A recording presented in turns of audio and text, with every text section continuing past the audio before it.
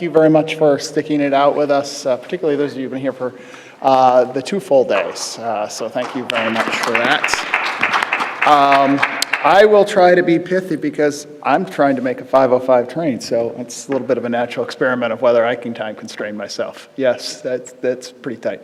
In closing, one of the things that I wanted to start with was one of the quotes that Amy used today from Joe Biden. Don't tell me what you value, show me your budget, and I'll tell you what you value. For data, we could modify that to say, don't tell me what you want to improve, tell me the indicators you'd like to see improve, and we can tell you if you're getting there. And I think that's at the centerpiece of what we're trying to do at the Stats RRTC. And it gets at a basic premise and a quote from Einstein, which is, make it simple, but not too simple. And what we're hearing today is not only make it simple, but also start to make it more customizable. And one idea for the next Stats RRTC forum for Andrew and Kim and their teams is to think about the evolution of what the state compendium looked like in the first RRTCs and what it looks like now.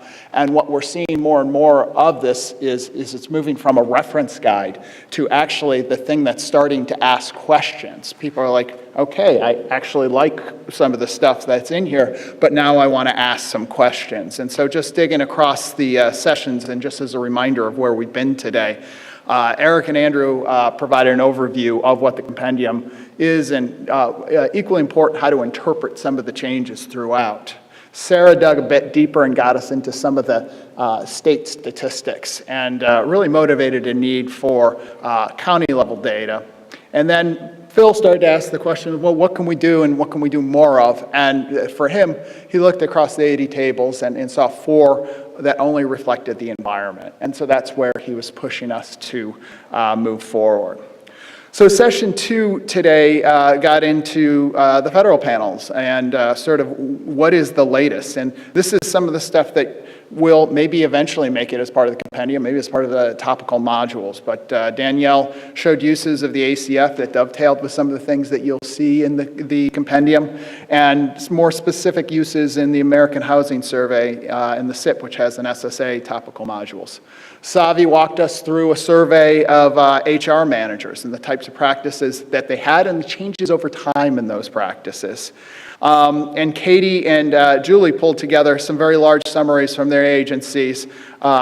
Katie from the CDC on data collection activities, where she showed over 19 state and health program data indicators and showed off efforts to add questions about risk factors. And that's a common theme today, is the additions of more specific questions to ask questions about the complexity of disability and the heterogeneity of the disability, not only the nature of the medical nature of it, but also the environment.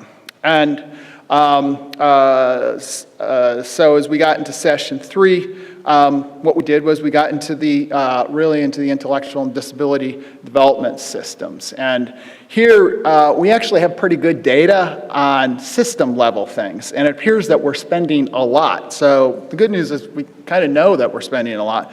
Bad news is we don't know what's going on individually with some of these people in terms of their outcomes. And Amy helped start us off by giving us an overview of the status and trends in financing supports. And one of the numbers that I found really most striking was the $31 billion spent through Medicaid and the $70 billion overall spent on those services. John presented us with some good news that there's actually been a historical increase in people moving into more integrated work settings, but there's still this very large increase of people moving into non-work settings. And then finally, Cheryl had one of the more provocative findings that I found today, was just looking at the longitudinal trends in home and residential long-term services and supports. And the number that I found really just shocking was that the large variation, state-to-state variation, where she showed that in Maryland, 8% of her sample had a family living with a family member with long-term supports, whereas Arizona had 87%. It's a completely different system, and it raises questions of why is that happening, what is going on, and it's the exact type of questions that I think what we want to be asking in the Stats RRTC. We don't necessarily know the answers, but it stimulates the next questions of looking at these state differences. And then finally, in this last panel today, we talked quite a bit about, and starting off, kind of the difficulties in designing questions, particularly to identify small populations. As we were thinking about all the questions that were raised just recently, it's like, how did you define that sample that way? Why did you define that sample that way? And Julie started us off on this path, or sort of my outline on this path, I should say, with the basic premise that developing survey questions is hard. People who use diagnostics terms, tools, wouldn't use it for surveillance and vice versa. And this is especially hard when you've got a very small target population. And you have to actually ask those questions over multiple years to get even a sufficient sample for intellectual disabilities. For Jennifer, she noted some of the efforts to improve data collection for this population and developing questions and benchmarking. Not only helpful for intellectual disabilities, but this is helpful for any types of subgroups of people with disabilities as you're thinking about it. And one of the groups that came up during lunch was people with psychiatric disabilities. Violet was talking about the value of adding more specificity around the race and ethnicity questions. Even the questions that we think sometimes can be easy are not exactly easy. And Eliza talked to us, Elisa, I'm sorry. Elsa. What's that? Sorry, I got it wrong 3 times. 0 for 3.